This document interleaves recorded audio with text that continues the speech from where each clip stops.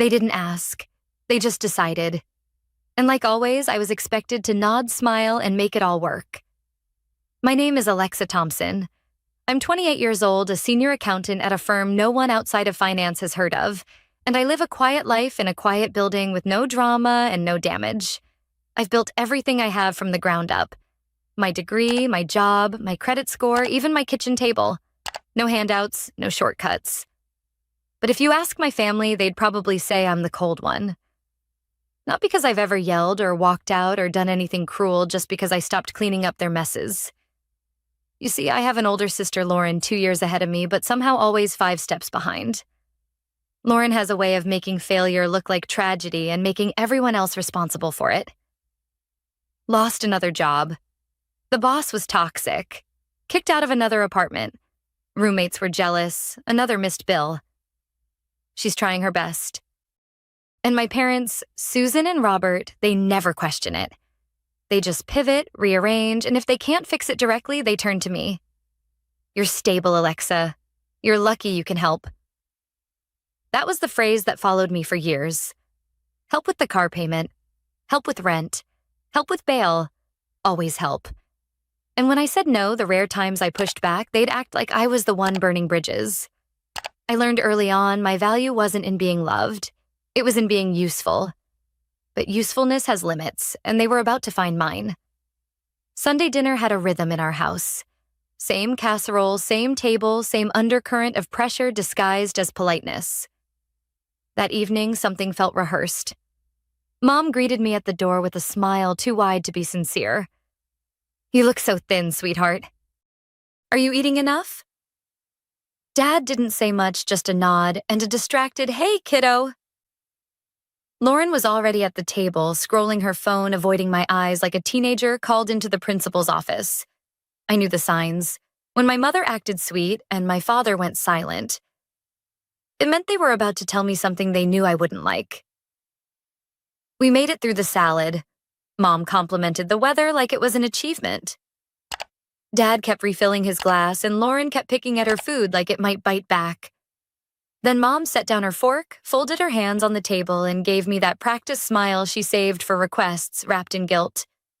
Alexa, she began too softly. We've been talking.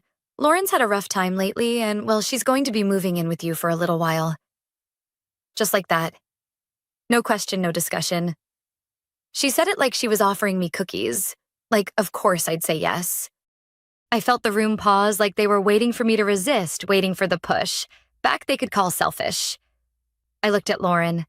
She glanced up quickly, then away. My dad cleared his throat, already bracing for the argument. Instead, I smiled. Of course, I said lightly. If it helps Lauren get back on her feet, I don't see why not. The silence that followed was sharp. My mother blinked, caught off guard. My dad exhaled like he dodged a bullet. Lauren leaned back in her chair, smug, creeping across her face like moss. None of them noticed how still I went after that. How quiet they thought I'd caved. But what they didn't know, what none of them had thought to ask, was that I hadn't lived in that apartment in weeks, and I had no intention of letting Lauren or any of them move into a place that no longer existed. I didn't wake up one day and decide to lie to my family. It took years of quiet disappointments, of guilt W favors and memory hold sacrifices, of realizing that in my family, survival came with strings and being the strong one just meant being the most convenient to use. When I was 21, Lauren's car got repossessed. She called sobbing, said she couldn't get to her new job, said this one was different. She just needed a little help getting started. My credit was clean. Co-signing felt like a small thing. She stopped showing up to that job 3 weeks later. Missed the payments. Guess whose credit took the hit? At 23, Mom called me crying because the mortgage was past due. Dad had been laid off. Lauren had moved back in.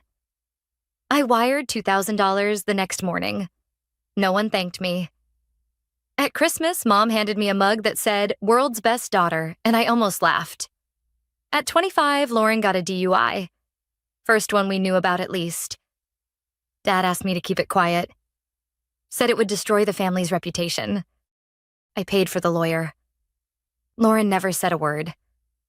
A year later, when she got pulled over again and I refused to help, Mom called me cold. "You've never understood what it means to worry for someone you love." She said, "Lauren's life is harder than yours." That was the moment I knew. Not suspected, knew. They didn't see me.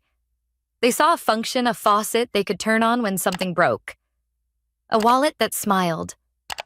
I started pulling back politely, declining changing topics, saying, "I'll think about it," instead of yes. They noticed, and they didn't like it. One night I found myself sitting alone in my apartment. The condo I'd bought without help, decorated on clearance sales, paid for month by month with numbers and spreadsheets and quiet diligence. I stared at the front door and realized I didn't feel safe in it anymore because it wasn't mine. When they wanted something, it was always ours, just like my time, my money, my patience. So I made a decision. I called a realtor, sold the unit quietly, legally. Without fanfare, I moved into a small rental on the other side of Denver. No one asked where, and I didn't offer it. I could have told them, but I didn't. Not out of cruelty, not out of revenge, out of preservation.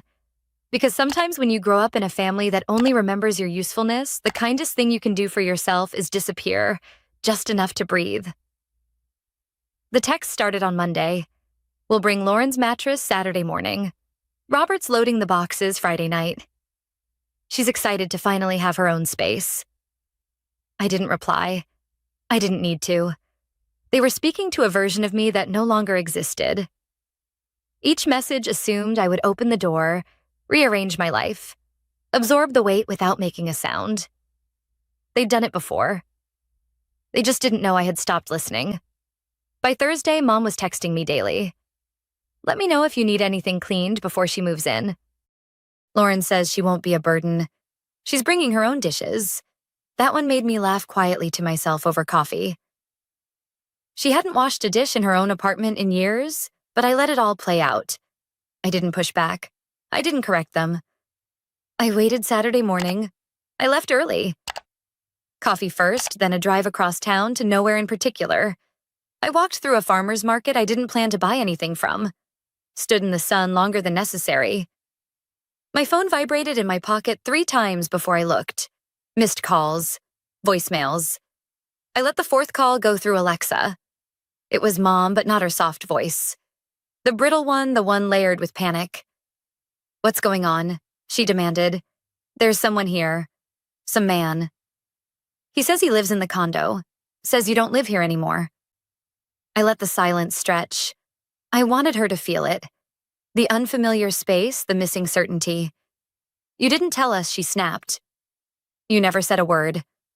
"No," I replied evenly. "I didn't." There was scrambling in the background, the rustle of bags. Dad's voice sharpened low. Lauren saying something I couldn't hear. "Alexa," Mom hissed.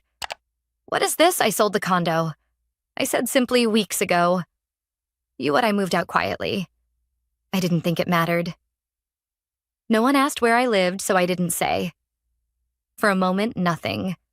I imagined them standing on that porch, bags on the ground, arms crossed, realizing they'd planned an invasion and showed up at the wrong castle. Then Dad's voice cutting through. "You lied to us. You said she could move in." I said, "If it helps Lauren, I don't see why not." I didn't say where. Another pause. A sharp inhale from Mom and from Lauren. Finally. "So what's supposed to figure it out now?" She sounded young when she said it.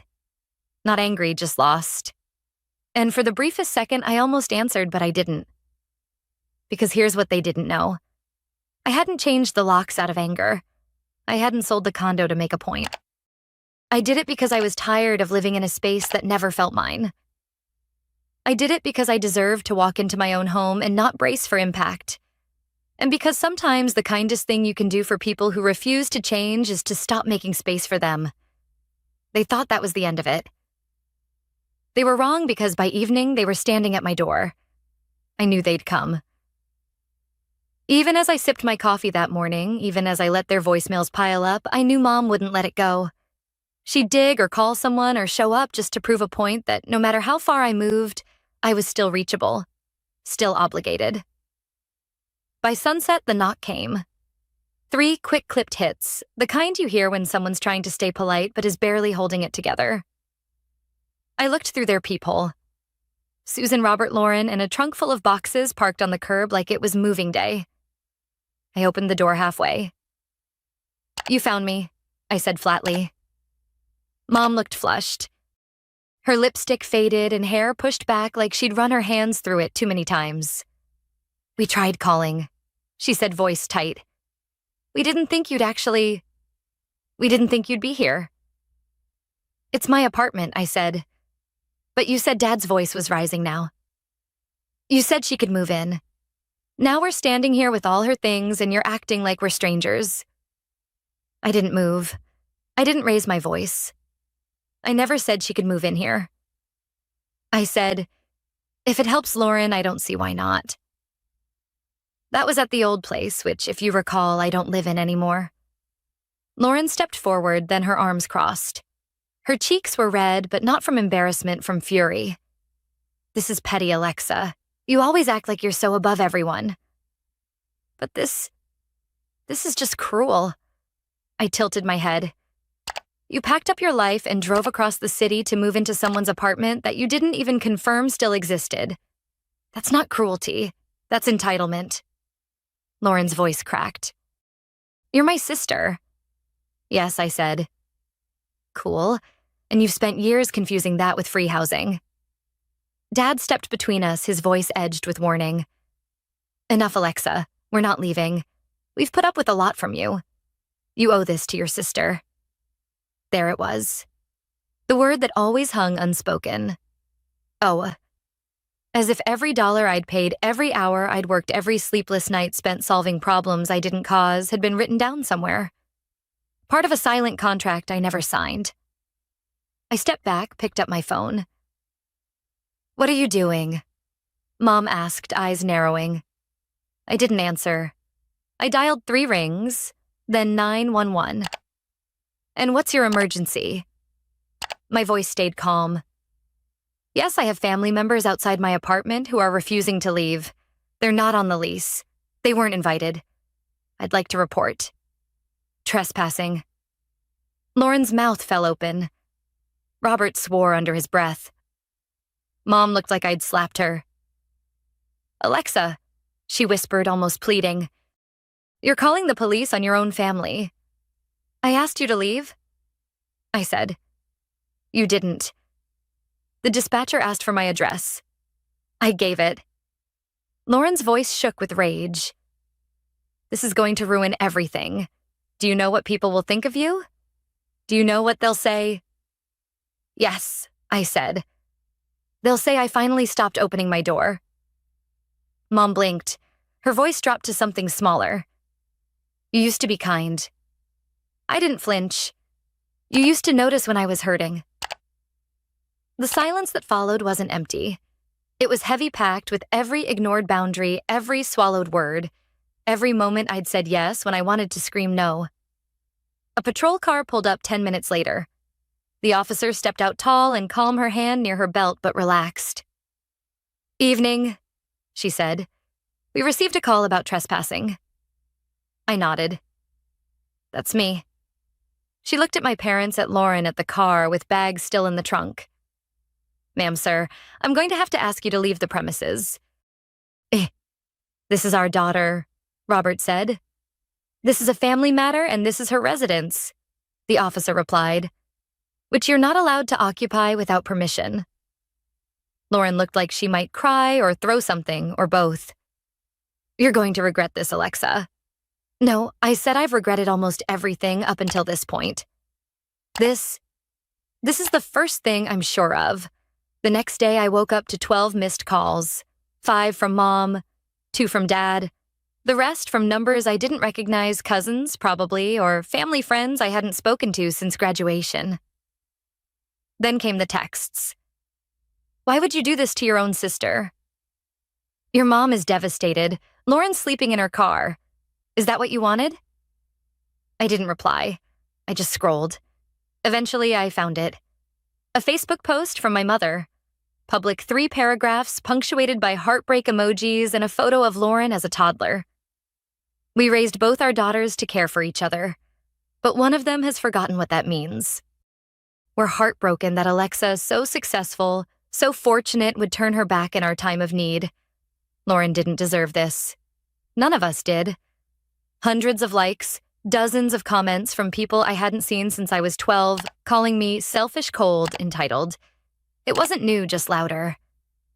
I stared at the screen for a long time. Then for the first time in my life, I posted back a thread. Simple, no flair, no hashtags.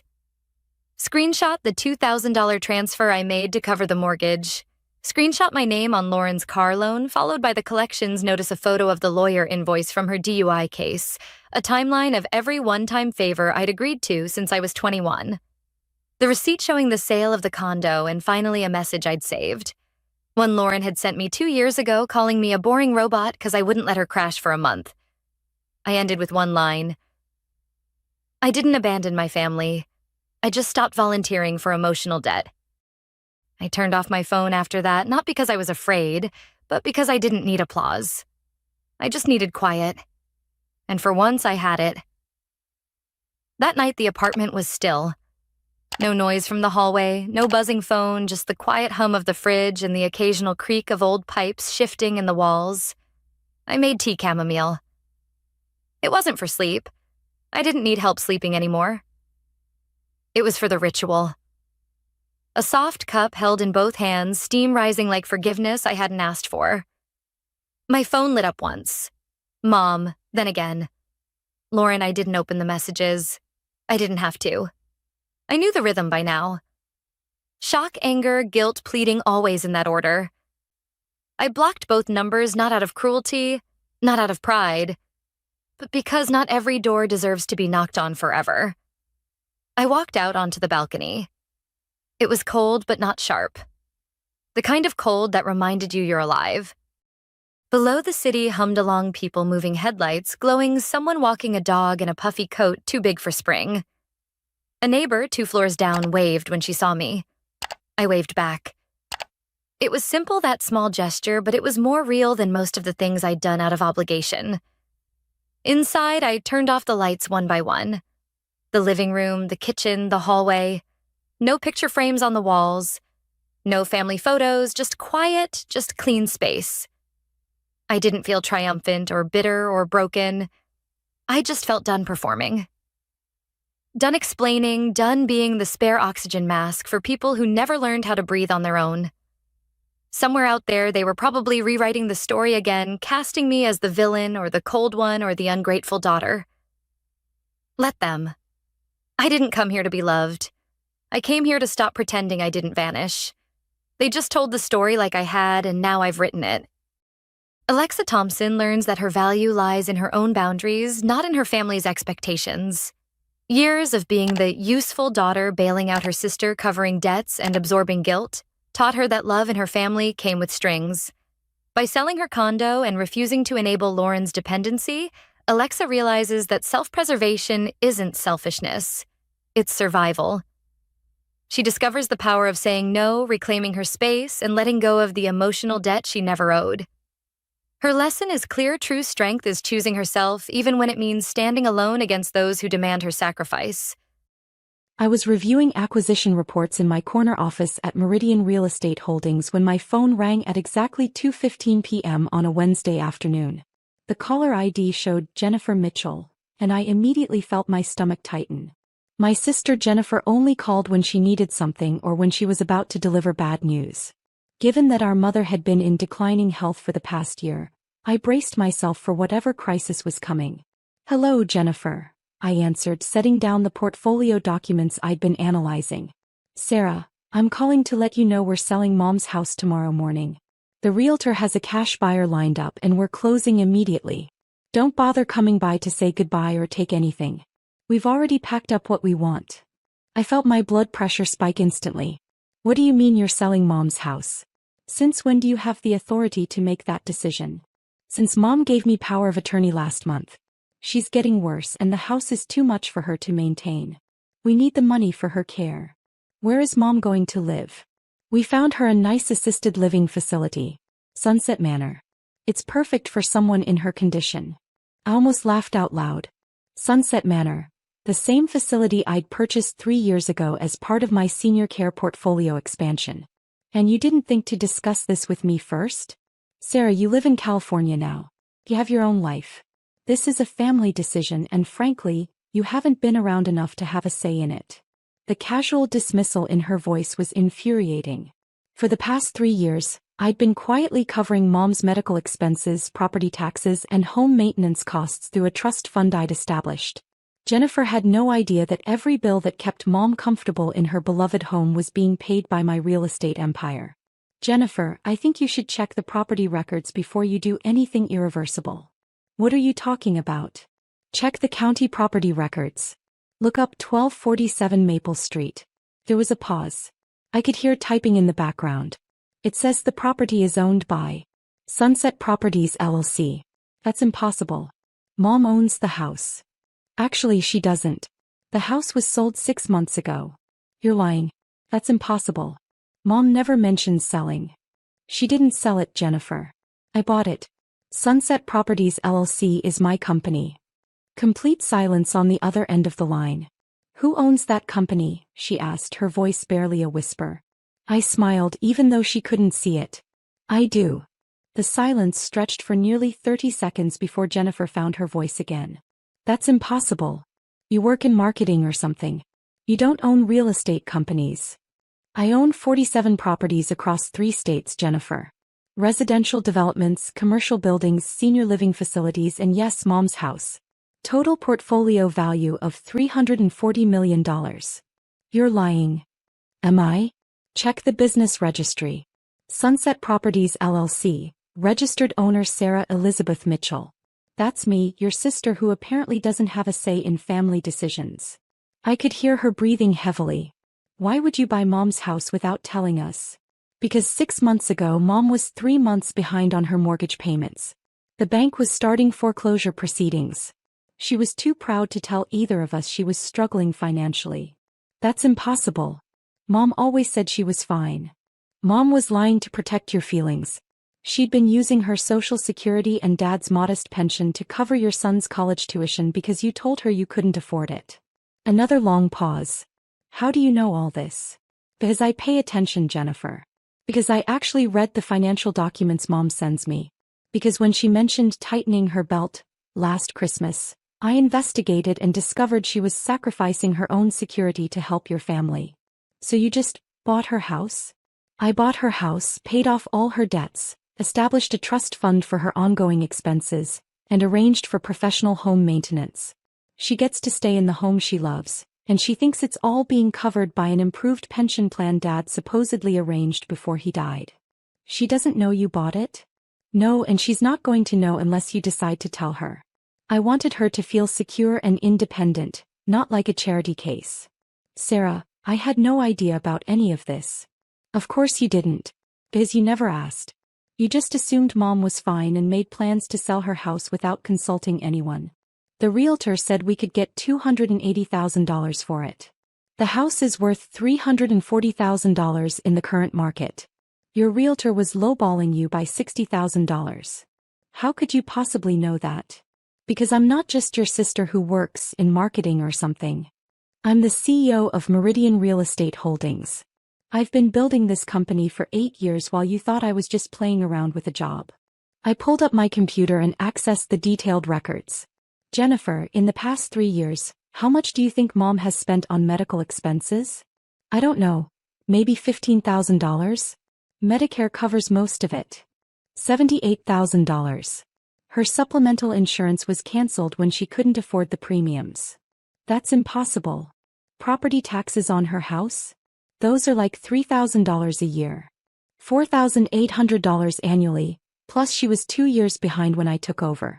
Home maintenance and repairs in the past 3 years. She never mentioned any major repairs. New roof, HVAC system replacement, plumbing updates, electrical work to bring everything up to code. $47,000 total. I could hear her processing this information. Who paid for all of this? I did. Through the trust fund I established for Mom's care. She thinks it's Dad's pension benefits, but it's actually my money ensuring she never has to worry about finances. Why didn't you tell us? Because I knew this would happen. I knew you'd start seeing me as the family bank instead of your sister. I wanted to help Mom without changing our family dynamics. Sarah, I feel terrible. I had no idea you were doing all this. I know you didn't. But that's exactly the problem, Jennifer. You made major decisions about Mom's life without bothering to understand her actual situation. What about the assisted living place? Sunset Manor is an excellent facility. I should know, I own it too. You own the assisted living facility? I own 7 senior care facilities across 3 states. Sunset Manor is my flagship location. If Mom ever needs that level of care, she'll receive the absolute best treatment. But she's not ready for that yet. The realtor said Mom couldn't live alone anymore. What realtor, Jennifer? Who exactly have you been working with? Peterson Real Estate.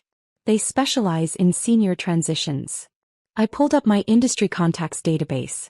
Jennifer, Peterson Real Estate is owned by my biggest competitor. They make money by convincing families to sell valuable properties below market value, then flipping them for profit. What are you saying? I'm saying you've been manipulated by people who saw an opportunity to make money off our family's situation.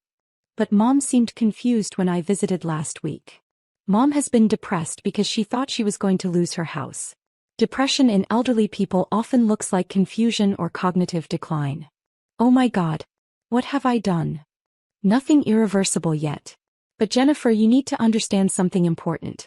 Mom doesn't need assisted living. She needs family support, medical care, and the security of staying in her own home. Can you prove all this? About the house, about your business. I forwarded her the property deed, the business registration documents, and the trust fund statements. Check your email. 5 minutes later, she called back, crying. Sarah, I'm so sorry. I had no idea about any of this. The realtor made it sound like Mom was in crisis. She was in crisis, but not the kind that required selling her house. She needed financial support and medical attention. What can I do to fix this? First, call Peterson Real Estate and cancel any agreements you've signed. Tell them the property is not available for sale. Already done. Second, we need to have an honest conversation about Mom's care. She needs regular check-ins, help with medication management, and transportation to medical appointments. I can do that. I should have been doing that all along. Third, you need to understand that I'm not just your little sister anymore. I've built a successful business and I've been taking care of our family's financial needs for years. I feel so stupid. I've been treating you like you were still 25 and working your first job. I understand why. I've been deliberately quiet about my success because I wanted to avoid exactly this kind of conversation. What kind of conversation? The one where family relationships become about money instead of love. Sarah, can you tell me about your business? I want to understand what you've accomplished. I leaned back in my chair looking out at the city skyline. 8 years ago, I started with one small rental property. I lived in the basement and rented out the upper floors to cover the mortgage. I saved every penny, reinvested everything, and slowly acquired more properties. How did you grow so quickly? I specialized in distressed properties, foreclosures, estate sales, properties that needed significant work. I'd buy them below market value, renovate them myself initially, then rent or sell them for profit. You did the renovation work yourself? Nights and weekends for the first 3 years. I learned plumbing, electrical work, carpentry, painting. I wanted to understand every aspect of property management. When did you start the senior care facilities? 3 years ago, when I realized there was a huge need for quality senior housing that treated residents with dignity. Too many facilities are profit-focused rather than care-focused. How many employees do you have now? Across all my properties and facilities, about 300 people. We provide jobs for contractors, maintenance staff, nurses, administrators, security, housekeeping. And you've been doing all this while taking care of Mom's expenses? Taking care of family is why I work so hard, Jennifer. Everything I've built is ultimately about making sure the people I love are secure and comfortable. I feel like I don't even know you anymore. I'm the same person I've always been. I just have more resources now to help solve problems. Why didn't you tell me about the mortgage issues? Because I knew you were struggling with your own family's expenses. Your husband's business has been having problems, your son's college costs are enormous, and you've been working 2 jobs just to stay afloat. How do you know about David's business? Because I pay attention to our family, Jennifer. I know your mortgage payment increased when you refinanced. I know your son's tuition went up this year. I know David's construction company lost 2 major contracts last month. You know about the contracts? I know because I've been quietly steering business toward David's company when I can. 3 of my renovation projects last year went to his crew. David never mentioned that. Because I asked him not to. I wanted him to feel like he was earning the work based on merit, not family connections. Sarah, you've been taking care of all of us. That's what family does. But it works both ways. Family doesn't make major decisions without consulting each other. You're right. I should have called you before talking to any realtors. Yes, you should have. But more importantly, you should have been checking on Mom regularly enough to know she was struggling. I visit every couple of weeks. Visiting isn't the same as paying attention. When was the last time you looked at her mail? Checked her refrigerator? Asked about her medications? I don't know. Jennifer, Mom is 74 years old. She needs more support than occasional visits. What do you suggest? I suggest we work together to create a proper care plan. Regular check-ins, medication management, transportation to appointments, social activities. Can you help me figure out how to do that? Of course. That's what I've been trying to do all along. And the house situation? Mom gets to stay in her house for as long as she's able. When and if she needs more care, we'll discuss options together. As a family. What about the trust fund you mentioned? The trust fund continues. Mom will never have to worry about money for the rest of her life. Sarah, I don't know how to thank you. You don't need to thank me.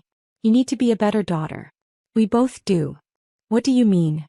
I mean that writing checks isn't the same as providing emotional support. Mom needs both of us to be more present in her life. You're right. I'm going to fly out this weekend. We'll visit Mom together and create a proper care plan. That sounds perfect. And Jennifer? Yes. No more major decisions without family discussion. Ever. Understood. And Sarah? Yeah. I'm proud of you. What you've accomplished, what you've done for our family. I'm sorry I didn't see it sooner. 3 months later, I was having Sunday dinner at Mom's house. A tradition Jennifer and I had established after the house crisis. Mom was thriving with our increased attention and support. Her depression had lifted significantly once she felt secure about her finances, and her apparent confusion had completely disappeared. You know, Mom said as we cleared the dinner dishes, I've been thinking about what I want to do with this big house eventually. What do you mean, Mom? Jennifer asked. Well, I love living here, but someday I might want something smaller. Maybe one of those nice senior communities where I could have my own apartment but also have activities and friends nearby. I smiled. There are some excellent communities like that, Mom. When you're ready to explore options, we can visit some places together. That sounds wonderful. I'd want to make sure it's a place that treats people with respect, though. Not one of those warehouses where they just stick old people and forget about them. I can personally guarantee that any place we consider will treat you like family, I said. How can you guarantee that, dear? Jennifer and I exchanged glances. We'd agreed not to tell Mom about my business unless she specifically asked. Because your daughters will make sure of it, Jennifer said diplomatically. I'm lucky to have such caring daughters. You know, sometimes I worried that you two were growing apart, living such different lives. We're closer than ever now, Mom, I said truthfully. Good. Family is the most important thing. Everything else is just details. After dinner, Jennifer and I took a walk around Mom's neighborhood, the same streets where we'd grown up riding bikes and playing with neighborhood kids. Sarah, can I ask you something? Of course. Do you ever regret not telling us about your success sooner? I thought about it carefully. No, I don't regret it. The money was never the point. The point was making sure our family was taken care of. But we could have been helping you, supporting your business. You are helping me now. By being present for Mom, by understanding that we're a team. I still feel guilty about the house situation. Don't. You were trying to do what you thought was best for Mom. You just didn't have all the information. How do you do it? Balance building a business empire with taking care of family. Honestly, it's not easy. There are days when I work 16 hours straight, then fly across the country to check on a property or handle a crisis. Do you have any kind of personal life? I laughed. Not much of one. But I'm working on it. Success doesn't mean much if you don't have people to share it with. You should bring someone to Sunday dinner sometime. Maybe I will when I find someone who understands that family comes first. They'll understand if they're the right person. I hope so. Sarah. Yeah. Thank you for never giving up on us. Even when we didn't deserve it. Family doesn't give up on family, Jennifer. That's the whole point. 6 months later, Mom had made the decision to move to Sunset Manor. Not because she had to, but because she wanted to. She'd visited the facility several times and fallen in love with the community there, the activities, the friends she could make. I want to keep my house though, she told us over Sunday dinner. Maybe you girls could use it for family gatherings or maybe someday for grandchildren to visit. We'll keep it in the family forever, Mom, I promised. Good. It has too many happy memories to sell to strangers. The transition to Sunset Manor was seamless. Mom had a beautiful 2-bedroom apartment with a view of the gardens, access to all the activities she wanted, and the peace of mind that comes from having medical care available if needed. Jennifer had taken early retirement from one of her jobs to spend more time with Mom and had started helping me with some of the administrative aspects of my business. I never thought I'd say this, she told me one day as we reviewed property management reports, but I love working with you. You've built something amazing. We've built something amazing. Business is better when it's family business. Do you think Mom knows about everything you've done for us? I think Mom knows what she needs to know. That her daughters love her and will always take care of her. That's enough, isn't it? That's everything. As I looked around the dining room at Sunset Manor that Sunday, watching Mom laugh with her new friends and Jennifer helping serve dinner to other residents, I realized that the best investments aren't always financial. Sometimes the best investment is simply refusing to give up on the people you love, even when they don't understand their own value yet. The Mitchell family had finally learned what it meant to actually be a family, and Mom's house on Maple Street would always be waiting for us to come home. I was sitting in my corner office at Phoenix Capital Management, staring out at the Manhattan skyline through floor-to-ceiling windows, when my phone buzzed with an email notification at exactly 3:47 p.m. on a gray Tuesday afternoon.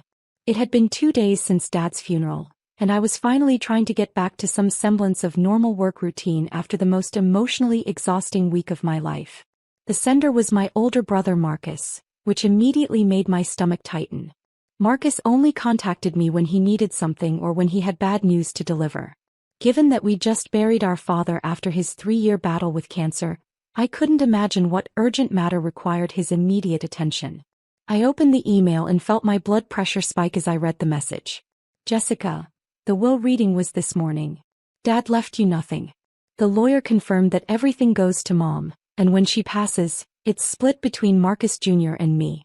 Apparently Dad felt you'd already made your own way in life, and didn't need family support. The house, the investments, the life insurance, none of it is yours. I thought you should know so you don't waste time expecting anything. The lawyer said this was Dad's final decision and can't be contested. Hope you understand. Marcus. I read the email 3 times, each time feeling a different emotion. First, hurt that Dad had apparently excluded me from his will entirely. Then confusion about why Marcus felt the need to deliver this news so bluntly and immediately after the funeral. Finally, a growing sense of ironic amusement as I realized what Marcus didn't know about our family's financial situation. For the past 5 years, I had been secretly funding Dad's entire cancer treatment through an anonymous trust fund I'd established specifically for his care. The experimental treatments, the private specialists, the luxury medical facilities, the round-the-clock nursing care, every penny had come from my investment firm Phoenix Capital Management, which I'd built from nothing into a $2.8 billion asset management company. Dad thought his insurance and good planning were covering his medical expenses.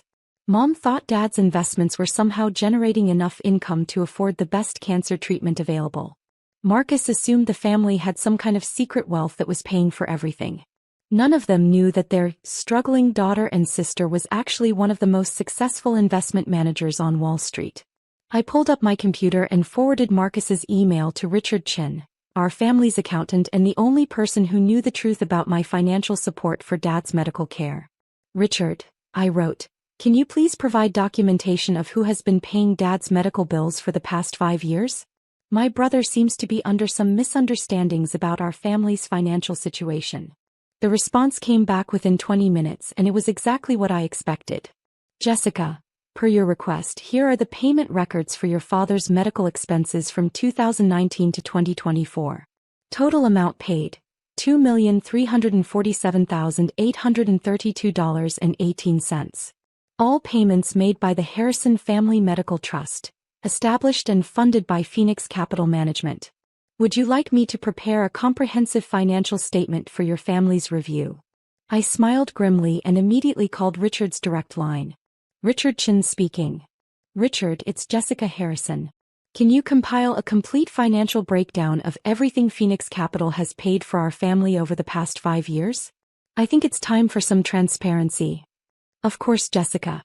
Should I include the mortgage payments on your parents' house, your mother's credit card payments, Marcus's business loans, and the college tuition payments for his children? Include everything. Every dollar that's come from Phoenix Capital to support any member of my family. This is going to be quite an extensive document. I'm counting on it. 2 hours later, Richard emailed me a 47-page financial report that detailed every payment Phoenix Capital Management had made on behalf of my family members. The total was staggering even to me, $4.2 million over 5 years.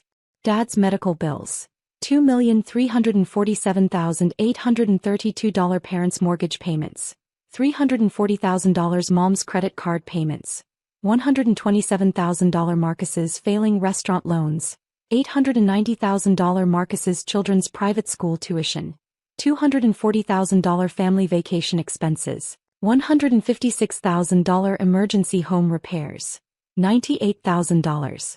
The irony was overwhelming. Marcus was gloating about inheriting Dad's estate, which consisted primarily of a heavily mortgaged house and some modest investment accounts. Meanwhile, I had been the invisible financial foundation keeping our entire family afloat for years. I picked up my phone and called Marcus directly. "Hello?" he answered, sounding slightly wary. "Marcus, I got your email about the will." "Jessica, I hope you understand that this wasn't my decision. Dad made his choices and—" "Marcus, can I ask you something? How do you think Dad paid for his cancer treatment?" "His insurance covered most of it and he had some good investments." "Why?" "Dad's insurance was canceled 3 years ago when he couldn't afford the premiums anymore." Silence. "That's impossible. I saw the bills being paid. I saw him going to the best doctors, the best facilities." "You're right. The bills were being paid. But not by insurance and not by Dad's investments." "What are you talking about?" "Marcus, Dad's entire cancer treatment was paid for by a trust fund that I established and funded through my investment company." "Your investment company? Jessica, you work at some small financial firm. You can't possibly have that kind of money."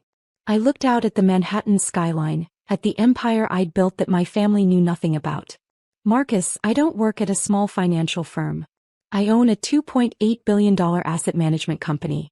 Phoenix Capital Management." "That's impossible." "Is it? Did you ever wonder how Dad could afford $50,000 a month experimental treatments? How Mom's credit cards somehow never got declined despite her shopping habits? How you got approved for those restaurant loans despite your terrible credit history?" "Jessica, what are you saying?" "I'm saying that for the past 5 years, I've been the primary financial support for this entire family. And now you're telling me that Dad left me nothing in his will because I'd already made my own way in life. I don't understand." "Marcus, your children's private school tuition? Phoenix Capital has been paying that. Your restaurant loans when the business was failing? Phoenix Capital guaranteed those loans. Mom and Dad's mortgage when Dad got too sick to work? Phoenix Capital has been making those payments." I could hear him breathing heavily. "How much money are you talking about?" "Over the past 5 years, I've provided $4.2 million in financial support to our family." $4 million? That's impossible. Would you like me to send you the documentation? Because Richard has compiled a very detailed report. "Who's Richard?" "Our family accountant. The one who's been managing all these payments for the past 5 years." "We don't have a family accountant." "You do now." "And Marcus? That inheritance you're so excited about? Dad's house that you think is paid off? It's not. There's still $180,000 left on the mortgage, and Phoenix Capital has been making the payments for the past 3 years. Complete silence. Marcus, are you still there? Jessica, I don't know what to say. You could start with, thank you for keeping our family financially stable while Dad was dying. I had no idea. None of us did. I know you didn't. That was the point. I wanted Dad to focus on getting better, not on worrying about money. But why didn't you tell us? Because I knew this would happen. I knew that suddenly everyone would start treating me differently. I knew there would be expectations and requests and complications. Jessica, I feel terrible. That email I sent was incredibly hurtful and completely unnecessary. But it was also enlightening. What do you mean? It showed me exactly how this family views my contributions. Dad apparently thought I didn't need or deserve any inheritance because I'd made my own way. You felt the need to rub it in my face immediately after the funeral. Neither of you bothered to consider what I might have sacrificed to ensure Dad got the best possible care. We had no idea you were paying for everything. And that's exactly the problem, Marcus.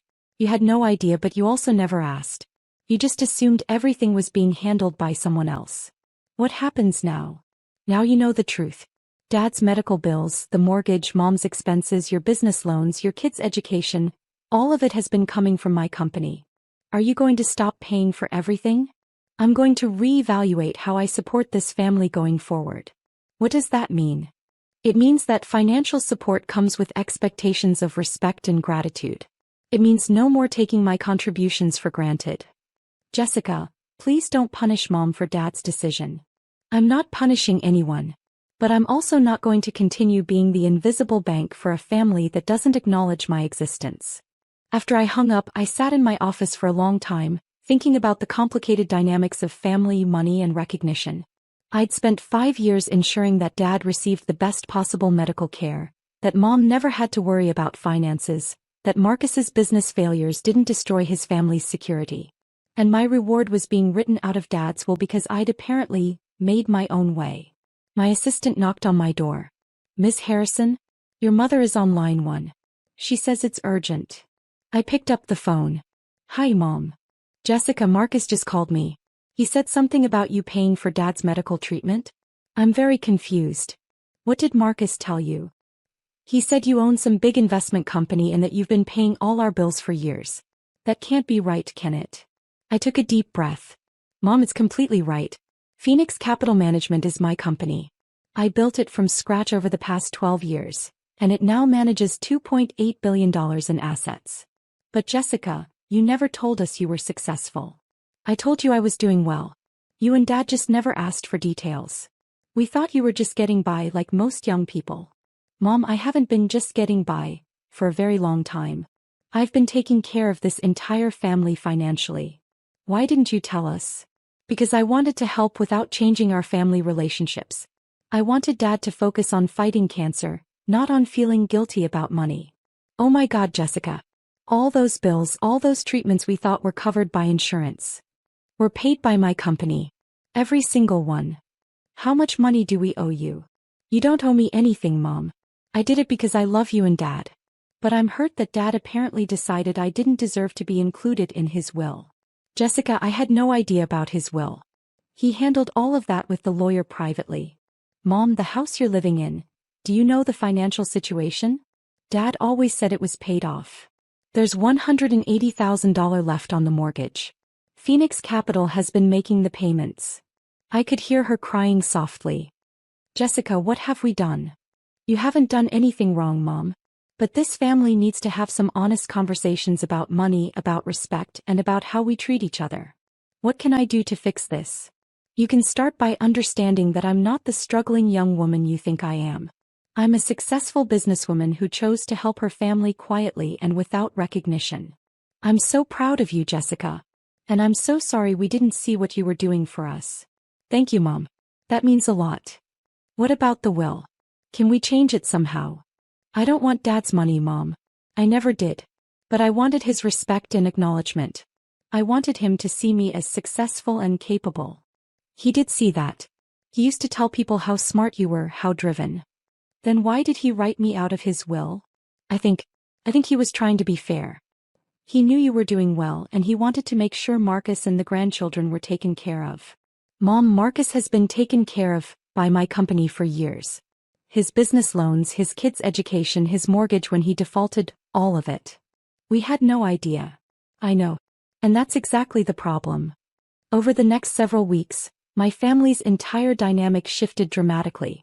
Mom insisted on meeting with Richard to understand the full scope of my financial support. Marcus came to my office in Manhattan, the first time he'd ever visited my workplace, and spent 2 hours asking questions about my business and apologizing for his email. Jessica, he said as we sat in my conference room overlooking Central Park, I've been thinking about that email I sent and I realize how cruel it was.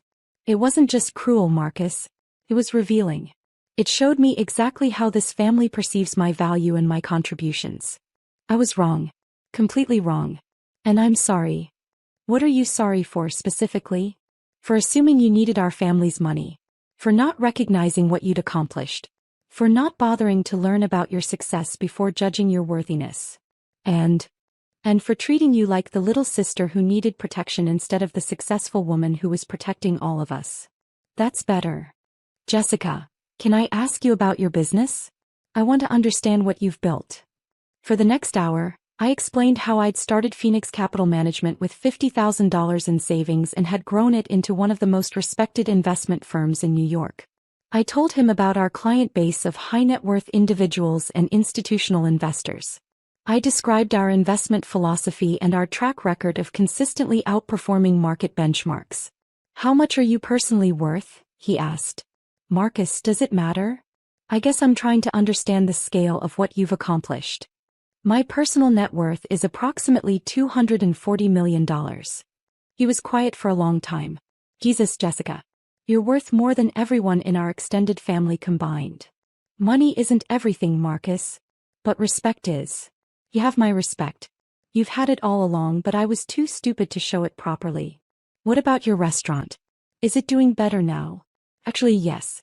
The loans you guaranteed allowed me to restructure the business properly. We're profitable now and I'm planning to pay back every penny you invested. I'm glad to hear that.